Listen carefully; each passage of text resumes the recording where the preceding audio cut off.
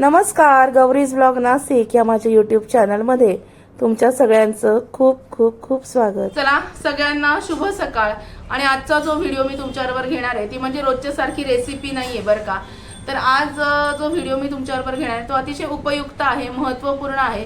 आपल्या दैनंदिन जीवनामध्ये दैनंदिन आपला जो दिनक्रम असतो त्याच्यामध्ये देवाची पूजा अर्चा हा सगळ्यात महत्त्वाचा भाग असतो। रोज आंघोळ झाल्यानंतर आपण घरामध्ये पूजा अर्चा करत असतो।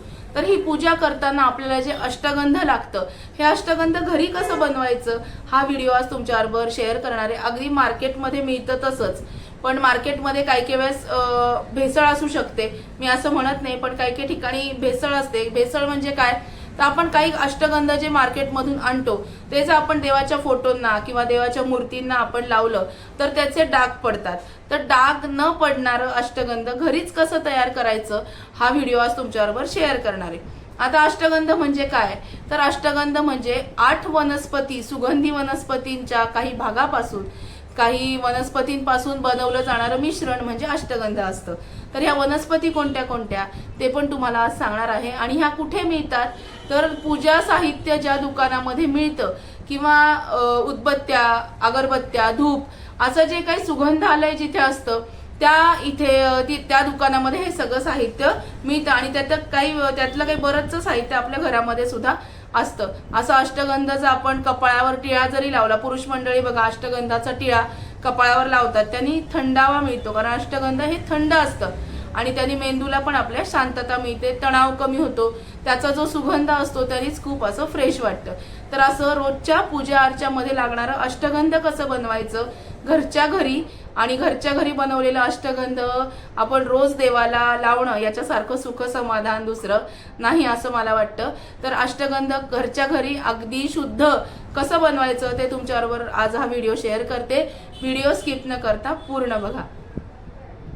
अष्टगंध बनवण्यासाठी 8 गोष्टी कोणकोणत्या लागतात ते तुम्हाला दाखवते।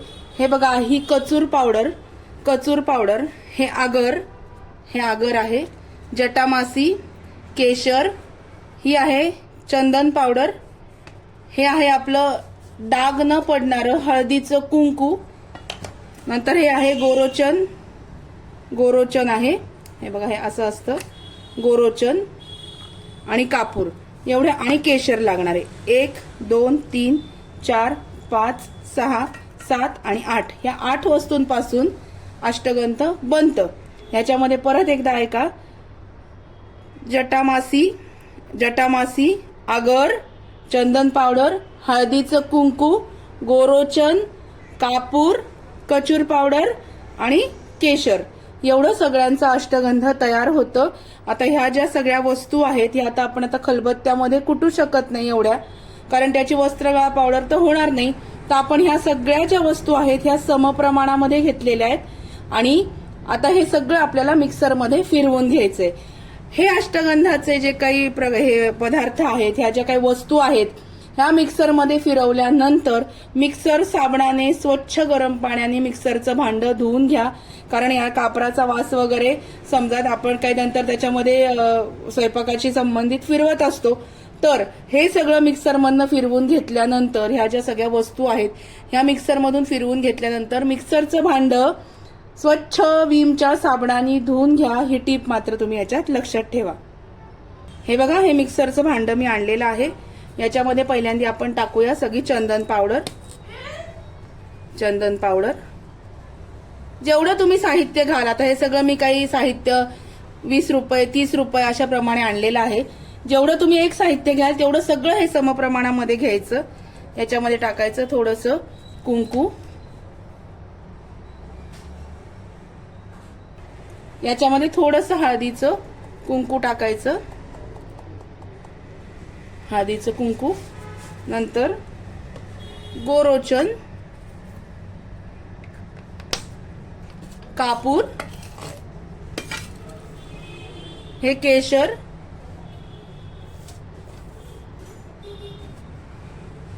आगर, जटामासी, हे सगळं आपण याच्यामध्ये टाकून घेऊया। सगळ्या सुगंधी वनस्पती आहेत ह्या, अतिशय छान असा याचा सुगंध येतो। आणि हे आहे कचूर पावडर, ही थोडीशी याच्यामध्ये टाकायची आपल्याला.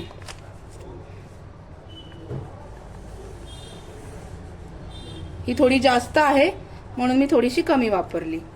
आणि आता हे सगळं जे साहित्य आपण याच्यामध्ये या वस्तू टाकलेल्या आहेत या सगळ्या मिक्सरमध्ये बारीक फिरवून घेऊया आणि बोलते मग मी तुमच्याशी. आता हे अष्टगंध आपण घरी बनवलेलं आहे. बाहेर कलर मिक्स करतात, रंग वापरतात. आपण रंग वापरलेला नाहीये, तर हे नॅचरल मी असं तुम्हाला घरी करून दाखवलंय. हे सगळं मिक्सरमधून काढून घेतल्यानंतर मिक्सरमधनं जेव्हा आपण काढतो ते सगळं हे छान असं वस्त्रगाळ गाळून घ्यायचं, चाळून घ्यायचं. म्हणजे काय होतं की त्याच्यामध्ये काही राहत नाही, वस्त्रगाळ पावडर होते त्याची. हे बघा, हे असं चाळून घ्यायचं म्हणजे खाली छान अष्टगंध तयार होतं. इतका छान आणि मस्त असा याचा सुगंध सुटलाय आणि खूप थंड असतं. विकतच्या अष्टगंधामध्ये काय होतं, कलर वापरला जातो ना, त्याच्यामुळे रंग थोडा बदलू शकतो. आपण कलर वापरलेला नाही. काही काही ठिकाणी लाल केशरी पूर्ण रंगाचा अष्टगंध असतो, त्याचा डाग पडतो. याचा डाग पडत नाही. हे बघा, ही जी खर असते ना ही राहता कामा नये. आपण कसं खाताना सगळ्या गोष्टी चाळून शुद्ध करून घेतो, मग देवाला सुद्धा आपण जे काही करतो ते सुद्धा सगळं स्वच्छ आणि गाळून चाळूनच करायचं. असं काही पण केलं आणि ठेवलं असं करायचं नाही. हे सगळं छान असं अष्टगंध जे आहे हे असं मस्तपैकी चाळून घ्यायचं. म्हणजे त्याच्यामध्ये जे काही असतं राहिलेलं वरती जी अशी बारीक खर राहिलेली असते ही काही घ्यायची नाही आपल्याला. हे सगळं असं छान वस्त्रगाळ याची पावडर करून घ्यायची.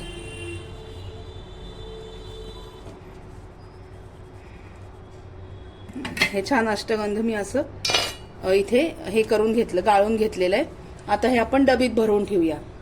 बघा, हे अष्टगंध तुम्ही म्हणाल असा रंग का आलाय, तर त्याच्यामध्ये रक्तचंदन वगैरे सगळं घातलेलं आहे, त्याच्यामुळे असा रंग त्याचा आलेला आहे. आणि याचा सुगंध खूप छान येतो. आणि हे आपण घरी नॅचरली बनवलेलं आहे. याच्यामध्ये कुठल्याही प्रकारचा रंग वगैरे घातलेला नाही.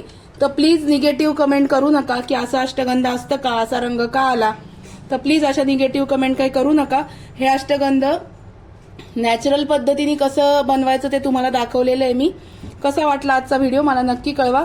व्हिडिओ आवडला असेल तर व्हिडिओला लाईक, शेअर आणि सबस्क्राईब करायला विसरू नका. भेटूया अशाच नवीन व्हिडिओमध्ये नवीन विषयाबरोबर उद्याला. तोपर्यंत स्वतःची काळजी घ्या. Bye bye, take care.